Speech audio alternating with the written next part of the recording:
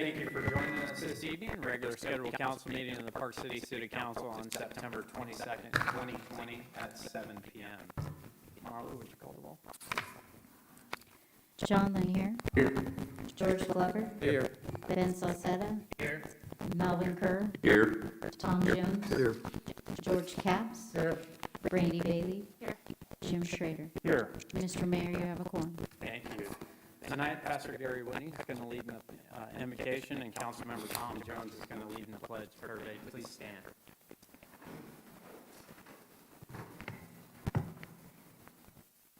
Shall we pray?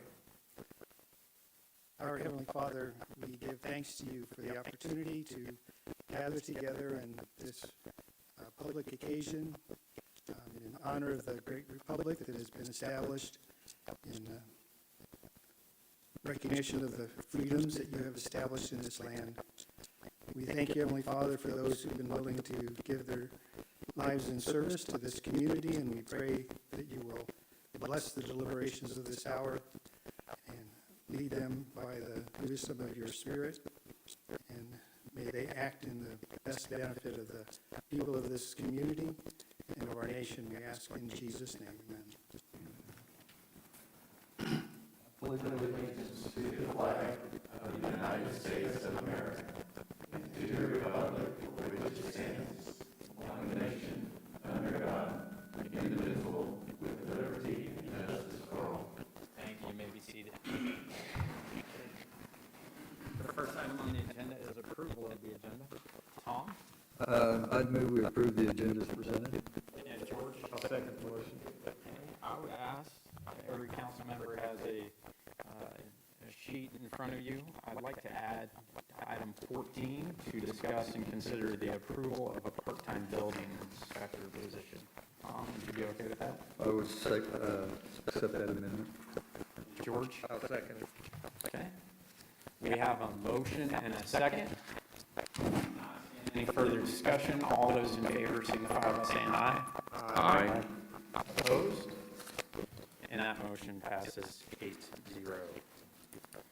We don't have anything for awards or presentations this evening, and we do have a couple of people signed up for public forum. Gary, did you have something that you wanted to come back up? Come on.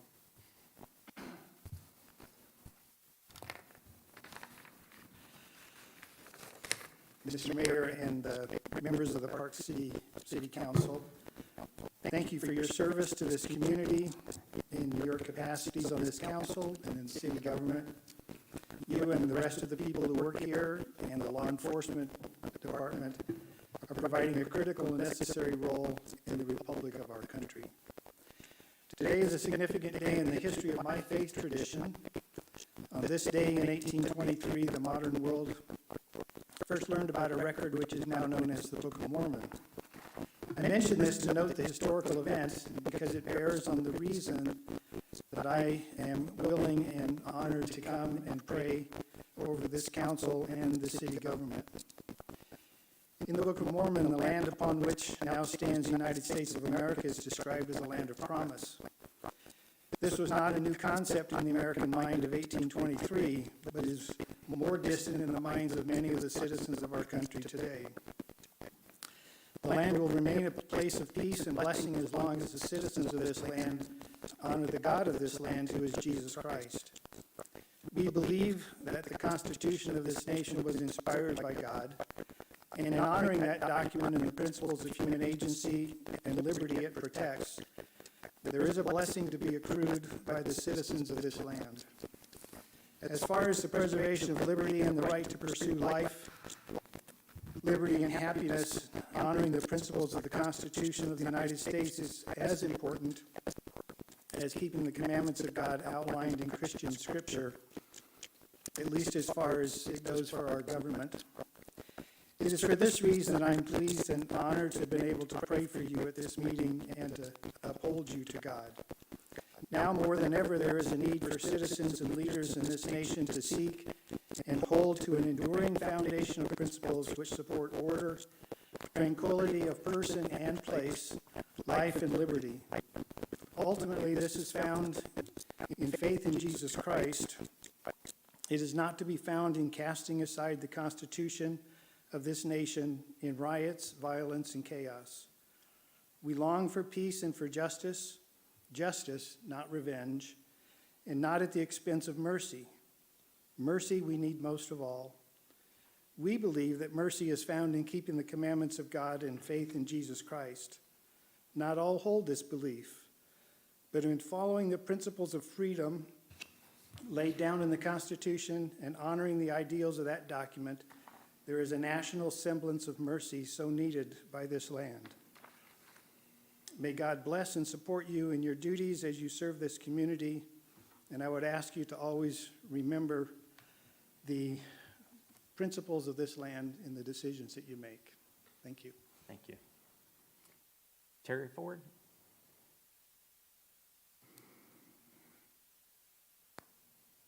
Thank you, Mayor and Council. I just wanted to take a minute to say how I thought the concert, I don't know what the city had to do with it, but they mentioned Park City a lot at it, how good it went off Saturday, or Friday, I guess it was, at Hartman Arena. And everybody I talked to seemed to think it was real nice and would like to do it some more. Probably not this year with the weather, but I just wanted, I think people should see something good, they should talk about it instead of just hearing all the bad stuff that goes around. Thank you. Thank you, Mr. Ford. Right. Debbie Mayor. Jacobs? Mayor, could I make a comment? Yes. They're planning 3 more of those, and I think C&T contributed to funding on that to help bring the bands, so. I know they talked about Park City a lot. Right, and there was 4 planned, and I think there's going to be 3 more, so. Ms. Jacobs, you can go ahead and come up. Okay, this would be a consideration for you guys. My name's Debbie Jacobs, and I live on West Parkview. About a month or so ago, my neighbor told me that there was a family of 5 raccoons and a skunk in her backyard. The raccoons were eating the bird food she was putting out for the hummingbirds and the orioles. The very next evening, the skunk walked down my driveway while my dog and I were outside. So we didn't get sprayed, which was a good thing, but so I called code enforcement to see about getting the skunk removed. And I was informed they're not trained to remove any wildlife and gave me some phone numbers to call. So I asked if there was a charge to have them removed, and she said she didn't know, so I looked up one of the companies, and they charge $150 to remove the wildlife. Now raccoons and skunks tear up your yard. They also carry various diseases. I mean, skunks are notorious for carrying rabies, but they also carry listeria, canine distemper, canine hepatitis, other diseases that will cause you to have flu-like symptoms, and they can cause kidney and liver problems. Should you get bit by the skunk, you have to have a series of 4 rabies shots immediately, 3 days after, 7 days, and 14. The cost for the shots are anywhere from $400 to $1,400 per shot. Now, if your child or grandchild was in the backyard playing and the skunk happened to come out and they thought it was a cat and they get bit, the skunk runs off, now they have to go through rabies shots. I wouldn't want to go through them, let alone put a kid through it. So I think that it should be a consideration that you guys could look at maybe adding a line item to the code enforcement to either train the animal control people to remove them, or have a line item that if something like that happens, that there would be a fund that it could be taken out of. Because I'm assuming code enforcement's under the police department as far as the budget. If not, you could maybe put it underneath the general fund, a line item. You wouldn't have to probably start off with a lot, but it's just something that I think probably should be considered because, you know, it's like, I don't want to get bit by something. So that's all. Thank you. All right, thank you. And that was all we had for public forum this evening, and we'll move on to staff reports and hear from our city administrator. Good evening, Mayor and Council. Just a couple things to update you on tonight. First of all, Sedgwick County, their COVID mobile testing event that was held back on September 9th was well received by the community. So much that Sedgwick County is scheduling another testing date on October 14th. It will be held in the same location at the same time, which is in front of the old Atwood store, from 8:30 in the morning to 11 o'clock in the morning. And again, as a reminder, this event is not a drive-through type event, but rather a walk-up event. On that same day, on October 14th, that is when we are tentatively scheduling the downtown visioning workshop for council, Confluence, key stakeholders, and local area experts to start the planning process of the land adjacent to the City Administration Center. Additional information about the workshop and a full agenda and itinerary will be sent to each of you separately in the next couple of days. Other upcoming dates for the calendar include, first of all, this weekend, September 26th, is the Park City Fall Garage Sale. The city's annual shredding event will be on October 17th here at City Hall from 9 a.m. to noon. The brush and tree limb event for the fall is on October 3rd from 8 o'clock to 1 o'clock. Fall Festival will happen in Hat McLean Park on October 24th from approximately 2 o'clock p.m. to 7 o'clock p.m. And then I'm just going to throw these dates out here as well for voting.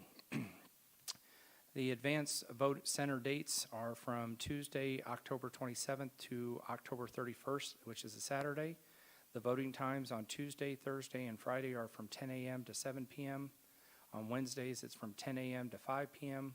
And on Saturday, it is from 9 a.m. to 4 p.m. And that is all prior to the general election, which will be on November 3rd here at City Hall, City Administration Center, from 6 a.m. to 7 p.m.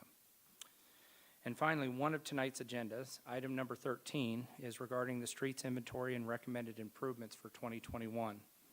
As you may recall, the mayor asked staff to present options at this meeting. And this past Friday, when the agenda was being compiled, there was some confusion, quite honestly, on my part. So what's in the packet or posted online is not actually correct. So each of you were provided a corrected copy sent to you separately, and as far as an updated staff memo and recommendations, and there's a hard copy for each of you at your seats. Pending any questions, sir, that's all I have. Okay. Does anyone have any questions for Sean? Can you give the times of the brush and limb cleanup, please? Brush and limb is from 8 a.m. to 1 o'clock p.m. Thank you. Yes, sir. Okay. Not seeing anything else, that brings us to the consent agenda. Is there a motion? Jim I move that we approve the consent agenda. and George? I'll second the motion. Got a motion and a second. All those in favor signify by saying aye. Aye. Opposed? And that motion passes 8-0. That brings us to new business, item 7, which is discuss and consider the audit proposal. Dee?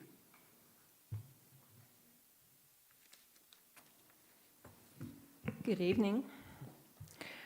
A request for proposal for auditing services was distributed to 17 certified public accounting firms for the 5-year period starting with this year through 2024. The RFP indicated that although price for services would be an important factor, a number of other factors would also be considered. For example, staff qualifications, prior audit experience, quality control, and so forth. We received proposals from 6 of those accounting firms. A committee consisting of Councilmember Brandy Bailey, Assistant City Administrator, HR Manager Dana Walden, and myself, Finance Director Dee Grunder, reviewed the proposals and narrowed them down to the 2 firms that we unanimously agreed most closely fit the factors that we outlined in the RFP. The committee interviewed those 2 firms, checked references, and then again unanimously agreed that the firm of BKD LLP was the best fit for the city of Park City. We have a partner and senior manager with BKD here with us tonight. So I, and the other 2 committee members would be glad to respond to any questions if you have any. But I would like to tell you about an error I made in the staff summary before we do that. I listed the top 2 firms on there, and in the heading over the single audit, I put per major program. I shouldn't have put that in the heading. That should have been only beside the second audit firm. BKD actually bid 1 set fee. They did not state how many major programs, so the per major program would be with the second firm.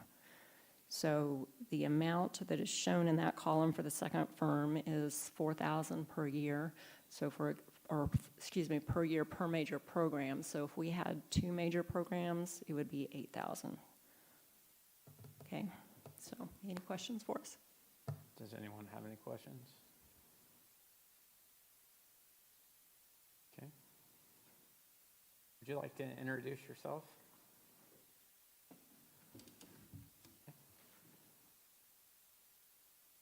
Yes, my name is Teresa Seymour. I am the senior manager, and I'm the one that's going to be getting into the dirtiness and all the fun stuff of the audit. So we appreciate you choosing our firm. We plan to do a great job, and if you guys have any questions at all of how the audit goes or anything that you would like us to be looking at, we will come to you and ask that during that first year of the audit, and then as the years go on, we might just interview 1 or 2 of you, but if at first you guys have anything that you would specifically like us to look at, we welcome that. So if there's any questions, I can take any questions. Anybody have any questions? Is there a recommendation from the council? Brandy? I move to approve the proposal of BKD LLP for audit services for 5-year period commencing with the audit of the year ending December 31st, 2020 and continuing through the year ending December 31st, 2024. And Jen? I second that. Okay, we have a motion and a second. Not seeing any further discussion. All those in favor signify by saying aye. Aye. Opposed? And that motion passes 8-0. Thank you, very council. much. Thank you, Dee. That brings us to item 8, which is discuss and consider a resolution providing authorization to fund the cost of improvements to 61st Street North from Broadway to the Wichita Valley Center Floodway Bridge. Garth? Yes. Good evening, Mr. Mayor and Council. Garth Herman with Gilmore & Bell, the city's bond counsel legal firm. Before you is a resolution to basically authorize bond financing for all or portion of the costs of improvements to 61st Street, generally from Broadway to the Wichita Valley Center floodway project. This is part of a larger project. The amount that is authorized in this resolution is for $2,975,000. That represents the city's portion of the overall project cost. It's my understanding the balance of that is going to come from KDOT, from a cost-sharing arrangement with them and their partnership on the project. This authorization for this project is done under what's called the main traffic way statutes. So in essence, by a previous ordinance, the city has designated 61st Street within the city as a main traffic way, thereby allowing it to come in on a project by project basis to authorize future improvements to that main traffic way. Since you've already designated the street as a main traffic way, now all you have to do is adopt a resolution in order to authorize bond financing for this project. This simply authorizes the financing for that. Down the road, when it becomes most advantageous to the city to actually enter into that financing and sell those bonds to get the money in the bank, that'll happen at a later date. This basically just says the city declares its intent to move forward with this project and to finance its portion of the cost. So with that being said, I'll stand for any questions. Okay. Does anybody have any questions for Garth? No? I was going to make a motion. There aren't any questions. Okay, I would move that we approve Resolution 1056-2020, a resolution of the City of Park City, Kansas authorizes certain main traffic way improvements and providing for the payment of the cost thereof. And the amount that I wrote down is $2,975,000. Jim? I second that. George, did you have a comment? No. Okay. Sorry, just for clarification, this is not the 61st and Broadway roundabout area, right? This is This is that project, yes. Okay, perfect, thank you. Okay, we have a motion and a second. Not seeing any further discussion. Marlo, would you call the roll? John Lanier. Aye. George Glover. Aye. Ben Salcetta. Aye. Melvin Kerr. Aye. Tom Jones. Aye. George Capps. Aye. Brandy Bailey. Aye. Jim Schrader. Aye. And that resolution passes 8-0. Thank you, Garth. Thank you all very much. Have a good evening. Thank you. That brings us to item 9, which is discuss and consider the Kansas Gas franchise agreement. Doug?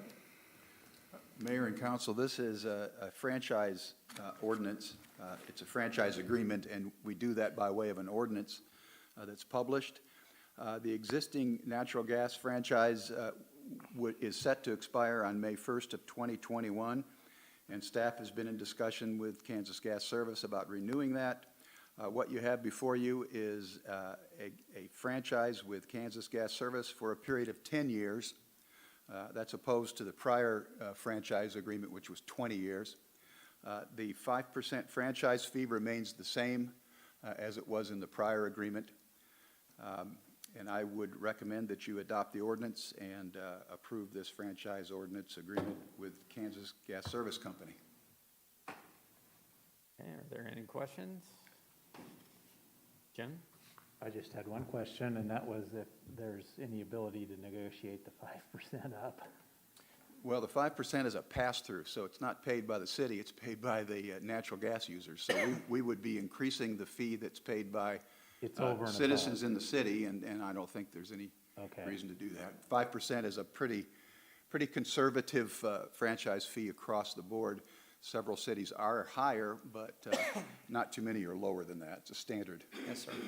In our research, and part of the reason why this is coming up, this one's due in May of 2021, but the next item up on the agenda is for the next franchise, and it's expiring late this year. So that's why we decided to do both of them at the same time. But as we're researching and benchmarking practices around from various cities, there are a couple cities out there that are at 6%, but a vast majority of them are at 2 or 3 or 5%. So 5% is what we had done for the last 20 years and felt that that was consistent to keep it at that. Because as Doug stated, this is a pass-through. So if we're increasing this, we're actually increasing it on our businesses and residents. So. Yeah, I appreciate the clarification. I Yes, wouldn't sir. want it to be something added to it. I thought, Yes, sir. at first read, I thought it was a cut of what the So did utility I. company So did was I. getting, Yes, sir. which I would have chased. Anyway, that's all I have. Okay. Ben? I make a motion to approve ordinance 1106-2020, granting to Kansas Gas Service a division of One Gas, Inc., and its successors and assigns a natural gas franchise. Tom? I'll second it. Okay, we have a motion and a second. Not seeing any further discussion. Marlo, would you call the roll? John Lanier. Aye. George Glover. Aye. Ben Salcetta. Aye. Melvin Kerr. Aye. Tom Jones. Aye. George Capps. Aye. Brandy Bailey. Aye. Jim Schrader. Aye. And that ordinance passes 8-0. And that brings us to item 10, which is discuss and consider the Evergy franchise agreement. Doug? Mayor and council, again, this is an extension of an existing franchise agreement that the city has with Westar, which is now Evergy Incorporated. This franchise was for 10 years from 2010, set to expire in late December of this year. And again, this has been continued on for a term of 10 years, and the existing franchise fee of 5% is again duplicated in the proposed franchise ordinance that's in front of you. And staff would recommend that you adopt the franchise ordinance granting Evergy an electric franchise within the city of Park City. Jen? I move to approve ordinance 1107-2020, granting to Evergy Kansas South, Inc., a Kansas corporation, its successors or assigns an electric franchise. George? I'll second the motion. Okay, we have a motion and a second. Not seeing any further discussion. Marlo, would you call the roll? John Lanier. Aye. George Glover. Aye. Ben Salcetta. Aye. Melvin Kerr. Aye. Tom Jones. Aye. George Capps. Aye. Brandy Bailey. Aye. Jim Schrader. Aye. And that ordinance passes 8-0. Thank you, Marlo. That brings us to item 11, which is discuss and consider a contract with PEC for the preliminary design and engineering of the 77th Street improvements. Sean? Yes, sir. As council is aware, in a joint effort, Park City and Valley Center, with the help of PEC, submitted an economic development program application to KDOT to reconstruct Ford Street, otherwise known as 77th Street, from the bridge over the Wichita Valley Center floodway all the way to Interstate 135. Valley Center's goals for this project are to address the failing pavement and narrow road conditions along Ford Street, as well as align the offset intersection that currently exists at Seneca. Park City's goals are to reconstruct 77th Street and Broadway intersection with a safer, more effective and efficient roundabout design, as well as make improvements to the road surface east of Broadway. Thanks to Project Starship, our application has been accepted by KDOT, and they will be providing 70% of the construction cost. Additionally, both Valley Center and ourselves were involved in conferences over the last 2 weeks with Sedgwick County, and they have agreed to help and participate by covering all the required engineering inspection services for this project. They are KDOT certified inspectors, and they're covering that, which is approximately $507,000 worth of in-trust trade. Sedgwick County is also considering right now providing additional funding, but they're awaiting the bid closing on 3 separate in-house projects that they have to see if there will be sufficient funding, because for all of us, this was an unbudgeted planned event. The total lump sum fee for the scope of services for the preliminary engineering design is $354,400. Park City's portion is $107,740, and Valley Center will be discussing and considering the approval of this contract at their next council meeting, which is the first week in October, October 6th. As I indicated, this is unbudgeted.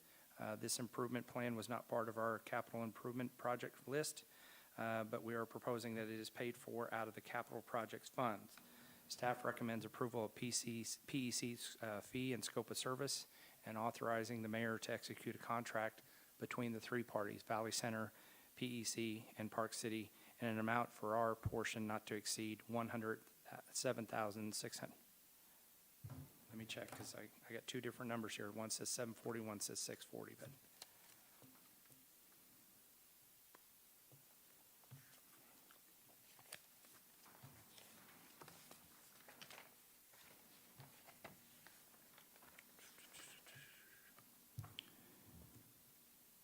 Park City's portion is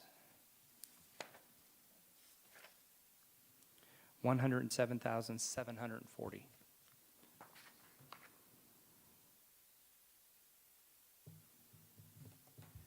Okay.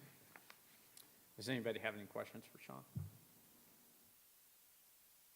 This is just, we've already got our 61st Street project going, and we've talked about going ahead and getting 77th, and then I think in the future we'll be looking at 85th, so a lot of big things happening there. Tom?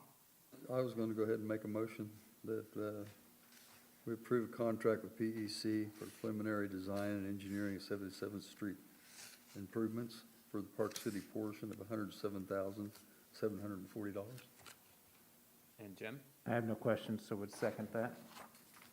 Okay. We have a motion and a second. Not seeing any further discussion. All those in favor signify by saying aye. Aye. Opposed?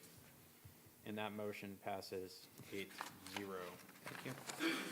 That brings us to item 12, which is discuss and consider sidewalk repairs and improvements on Independence Street and the new sidewalk construction at Jardine Park. Zach? All right, good evening, Mayor and Council. As you're all aware, Council had set aside some money last couple of years for sidewalks, and areas that were discussed had come up, and one of the major areas that were brought up were, one of the first major areas was Independence Street between Beaumont and the north parking lot of Chisholm Trail Elementary. Well, that area is sunken below the surrounding turf, which is causing drainage issues. The sidewalks located within the existing crosswalk uneven and has broken concrete areas. The crosswalk located within the intersection of Beaumont and Independence currently has 2 landings on it, of 2 of the 3. One in the northeast corner and one in the southwest corner, and neither one of those landings are ADA compliant. So that's the first project that's mentioned in this here agenda item. Sent out proposals for this. The second one is like it says in September 2019, staff presented plans to council for improvements to Jardine Park.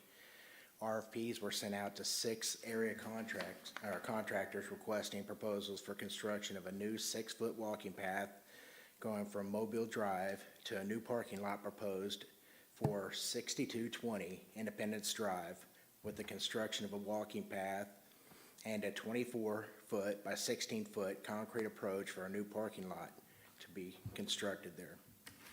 Out of the 6 proposal RFPs sent out, we received 3 back. You can see the 3 that were sent back to us, the contractors that sent them back and the prices. You can see on one of those, I'd kind of flip-flopped them around. You can see where I'd done that. Both of these are budgeted items. The one thing I'll have to say is I believe that one of them will come out of streets and the other will come out of parks. Is that correct? Streets and Highway Capital Fund. Okay. So other than that, I've put the bids for both projects there. I've included aerials of both projects. If you guys, I'm open for questions if you have any questions on these. Does anybody have any questions for Zach? George? I don't have any questions, but I'd be happy to move to approve the proposal from Prado Construction for both projects in the amount of $47,663.50 to be paid out of the Special Streets and Highway Capital Outlay Fund. Ben? Second. Awesome. So, I think there was a misread on the dollar amount. do I? The dollar amount? I couldn't. What did you say? The dollar amounts are wrong. The amount that he, 860. yeah, he put 683. So we just want the dollar amount, $47,863.50, right, George? I apologize. And Ben? Okay. This is exciting, and I talked to you in the last meeting, we're gonna start rolling on some stuff, so Zach, thank you very much. We're addressing a couple of the council's concern, and then we're getting started on our park project. It's a great thing. We have a motion and a second. Not seeing any further discussion, all those in favor signify by saying aye. Aye. Opposed? And that motion passes 8-0.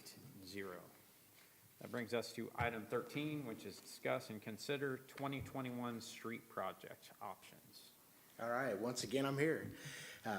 In July of this year, council approved an assessment program, a road and replacement plan with the goal of prioritizing necessary repairs and outlining the associated cost to return each road to an acceptable level, whereas any future distress could be addressed through a standardized rehabilitation plan. During council's last meeting, staff was directed to prepare and be ready to present options to support that plan for CY 2021. Attached are 3 different options for council's consideration. For option 1, staff proposedly had omitted Old Lawrence Road, but then went from the top of the prioritized list working down. For option 2, staff chose a top 10 impactful street combined with a handful of smaller projects given the budgetary constraints.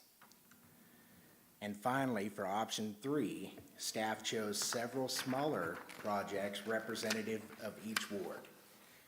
And each option, the remaining balance from the $250,000 budgeted for CY 2021 would be used for sidewalk repair and construction to support the connectivity plan. And as you can see, as we start off option 1, you've got the roads listed that we chose for option 1, and the dollar amount and the type of project that would be done to that road, and the remaining amount for sidewalks for the grand total of the budgeted amount for CY 2021. And then along with that, you've got a printout of our road plan, kind of broke down, kind of shows you exactly, where we were and how we had it with our road assessment program and the spreadsheet, how that works along with it. And the same along with option 2. So if you have any questions about any of these options, I'll be more than glad to answer these for you. Okay, so what I asked staff to put together was to really come back to the council and give us these 3 options.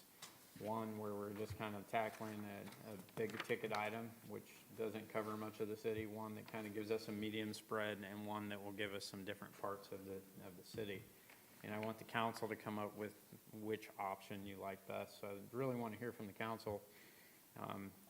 I like doing this approach because staff's been able to put together a great recommendation, but then it comes back to the council to really have some good discussion here this evening on what you want to do.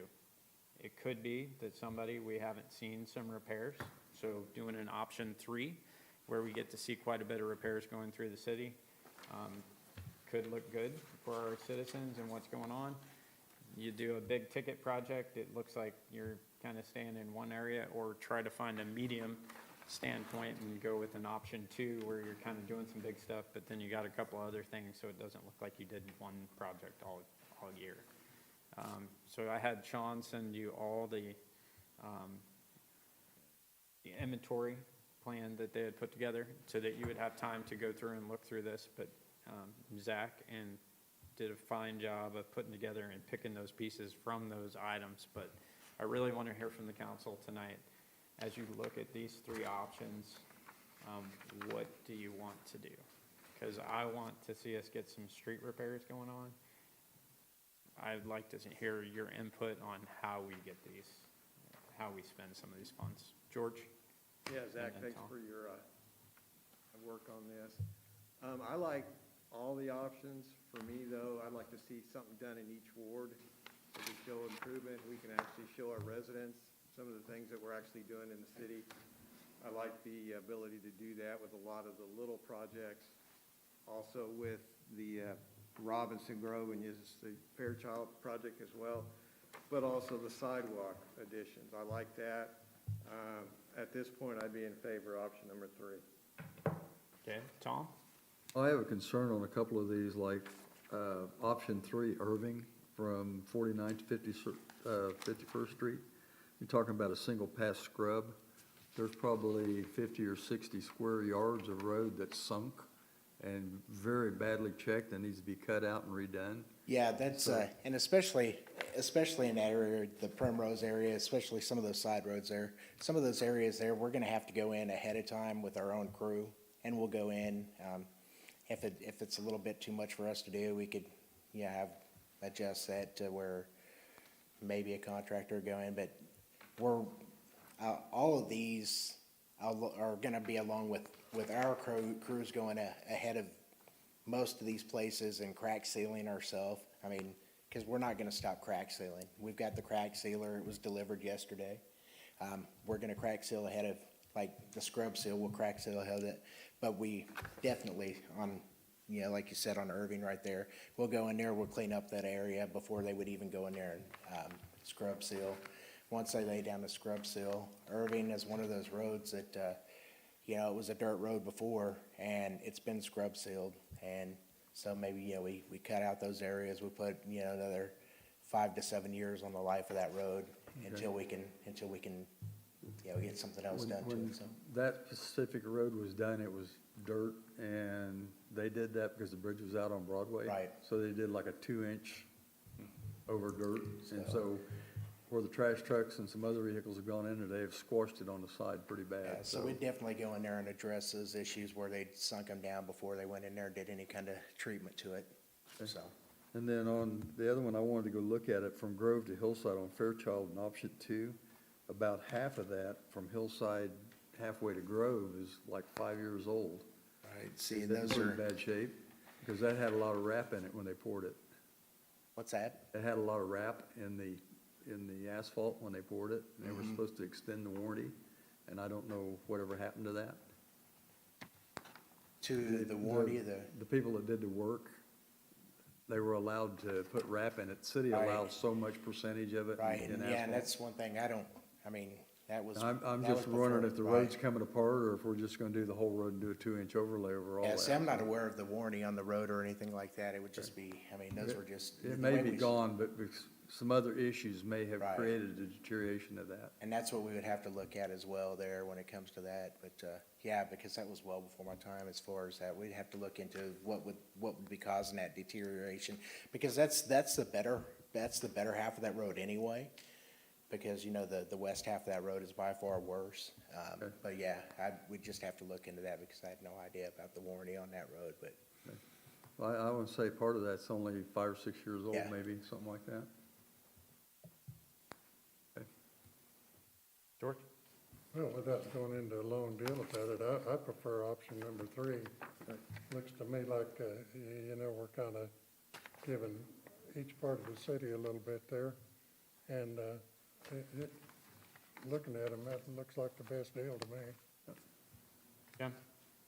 Question, Zach. Yes, sir. Well, comparing back to the original list, if we, okay, option 1 tackles the 2 highest priorities on the original list. So if we choose option 2 or 3 and skip, you know, what was the 2 highest priorities, Frontenac and Gary and Ravina and Half McLean Park, are we skipping over any larger problems? I'm trying to decide if there was a 1 through 7 priority on this, or if it was on the highlighted items. See, Or if it was just, they all had equal issues and we needed to tackle them all. I don't want to skip Right. down the list and just have a really problem street that we skipped over. Well, the road scoring system we used was from the Asphalt Association.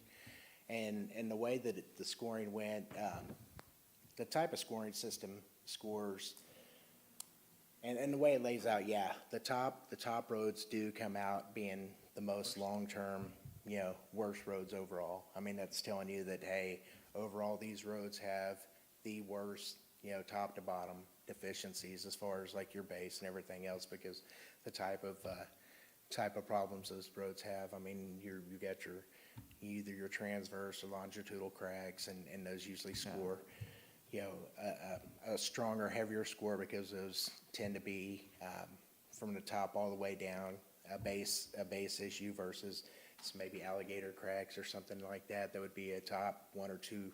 So yeah, the top part of that list, and then the way that the mayor lined out to Sean, the way he wanted to do it was option 1 was going to be a strictly top to bottom. We'll go prioritize option 1, take what we can from 1, 2, and 3, and then option 2 was going to be, yeah, the way that and that's why we did Okay. option 1 the way we did. Would you have any concerns on these top 2 if we didn't do them in 2021? Will they last till 2022? I mean, yeah, I would say so, yeah. Okay. To me, if I can, the inventory that we did is just a broad brush at that point in time. Yeah. And it gives council something for them to consider. Now, every couple of years, we're going to need to go back and look at that inventory. Some of the roads will hold up better than what we had thought they were going to hold up, and some of the roads are going to deteriorate worse than what we thought they would deteriorate. But that's why we wanted to give you the options, because of the fact we understand we have limited budget constraints in this. We've got $250,000 to try and either, which roads do we want to tackle? We could do one large project and be done and say, hey, there we go, or we could do a myriad of them. Any one of the 3 options, they're all populated with those that are in the top third, if not even farther up the list of areas that we need to address. So if we don't hit the top 1 and 2, because we specifically took out Old Lawrence, because, yeah, that's the worst road in town, but nobody drives down it, and it's not as impactful as the other roads in the community are, so we took that one out. There's flexibility and discretion for this council to determine how they would like to see that going forward. Next year, we'll come back and we'll revise the list, update it, and we may have, next year, you may say, we want to do 2 major roads and call it good, because this year we did a smattering of projects. So there's flexibility built into it. Okay, that helps me make up my mind. Thank you. Yes, sir. One of the things that I want everybody to keep in mind is, as I've sat here over the last 18, 24 months now, we haven't done a lot in the street and road repair. If you look at what's going on and the expansion of our city in the next 18 months, we can expect our budget to increase. We're tackling some big ticket projects might get us further down the list than where we sit today. But I would agree with George and George that we haven't done a lot of street stuff lately, and getting a good mix throughout the city that prolongs the streets of more of our inventory. And then we look at our tax base growth that we expect to see over the next 18 months, and we come back and do budget again, we should be able to increase the budget line in street and maintenance, and then go back and tickle some big ticket items. Ben? I think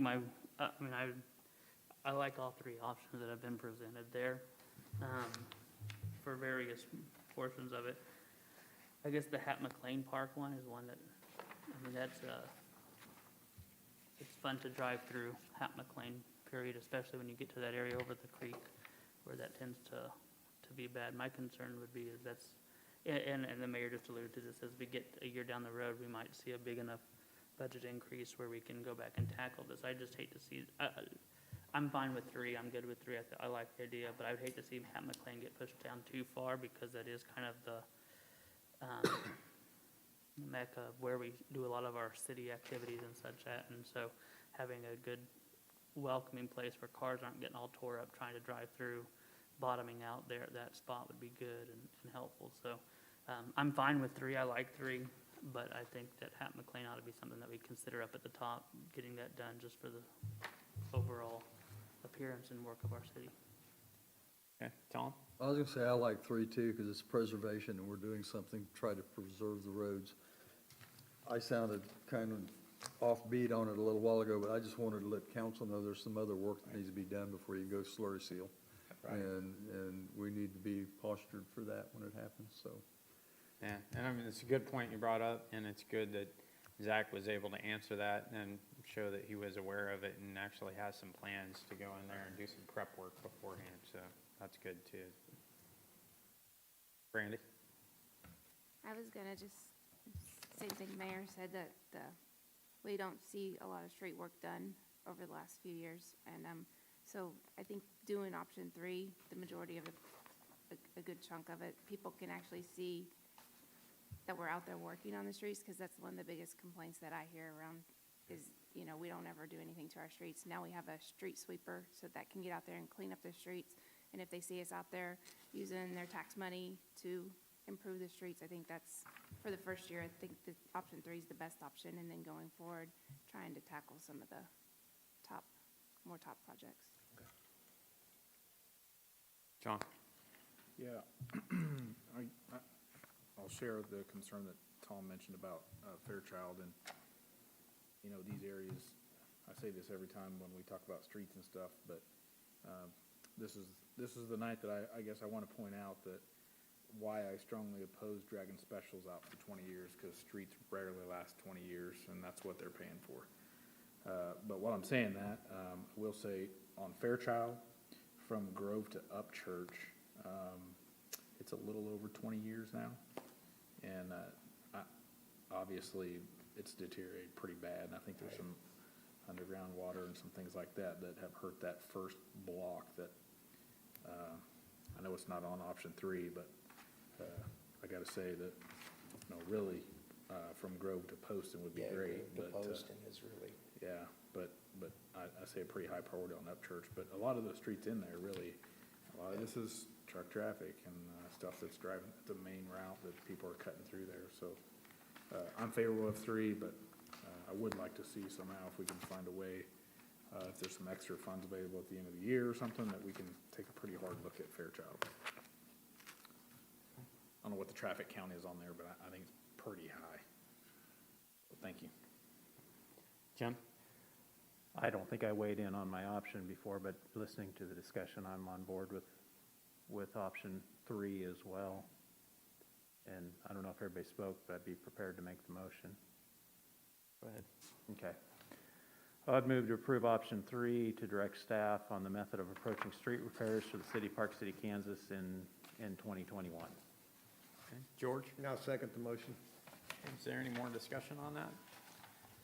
The only other thing I want to come back and just add to it, one, I agree with John completely on Fairchild. I know there's parts of that street where people are backing out of their driveway where they need four-wheel drive and some chunks, so.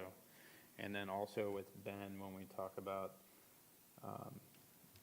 Ravina, that's something I'd really want to see us come back and look at paving a parking lot, or having some type of a nice parking area other than what we currently have in the park too. So that's something I'd love to see in the park as well, when we look at that one. With that, we have a motion and a second. Not seeing any further discussion. All those in favor signify by saying aye. Aye. Opposed? And that motion passes 8-0. That would bring us to item 14, which is discuss and consider the approval of a part-time building inspector position. Sean? Yes, sir. As you're all aware, during the budget discussions earlier this year, it was brought up several times by several council members that it may be due time for additional development to get some help for Bob, our building official, and that we should consider hiring additional help for the planning and building department.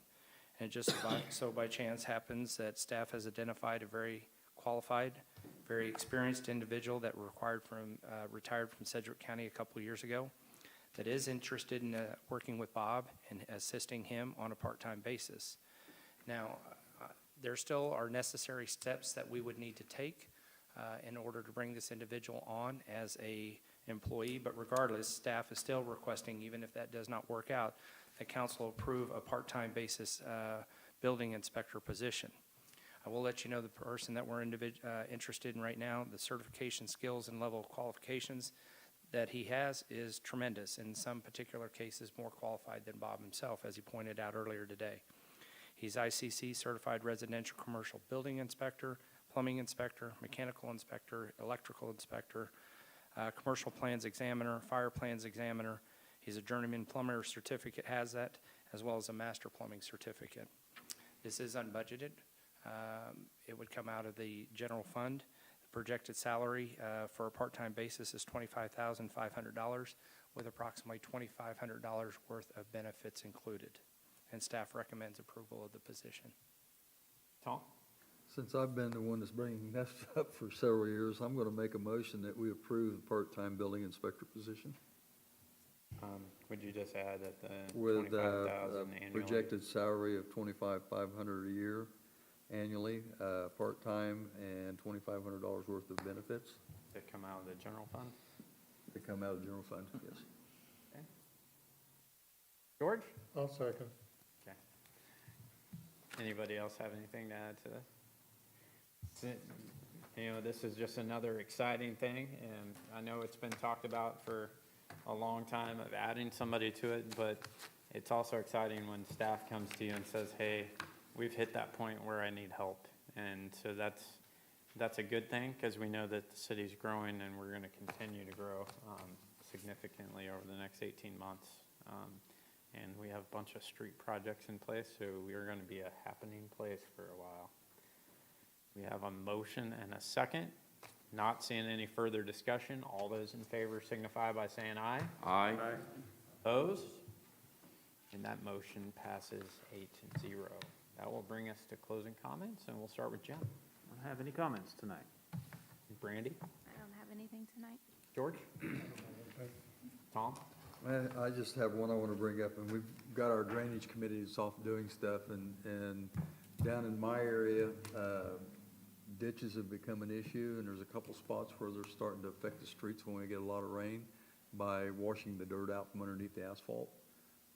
It's something we need to look into. I've showed Zach one spot. They came in and cleaned the ditch out a little bit. First rain, it filled back up again. You can't even tell you did anything. But most of the culverts are full. They're 90% blocked. So at some point, we're gonna have to look at it as a city. People aren't gonna be happy, but the drainage isn't working, so. Okay. Melvin? I have nothing. Ben? I have nothing.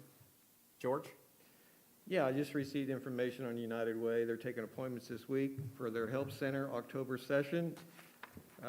Anybody who's been affected by the COVID, either through layoffs or furloughs, they can go ahead and make an appointment through the United Way information line by dialing 211, Monday through Friday from 8 to 5. and they will be taking appointments through September 25th, which is this Friday. I will be leaving the information with the staff here at Park City for any residents inquiring about it. Thank you. John? I don't have anything, but I would make a motion, we adjourn. Ben?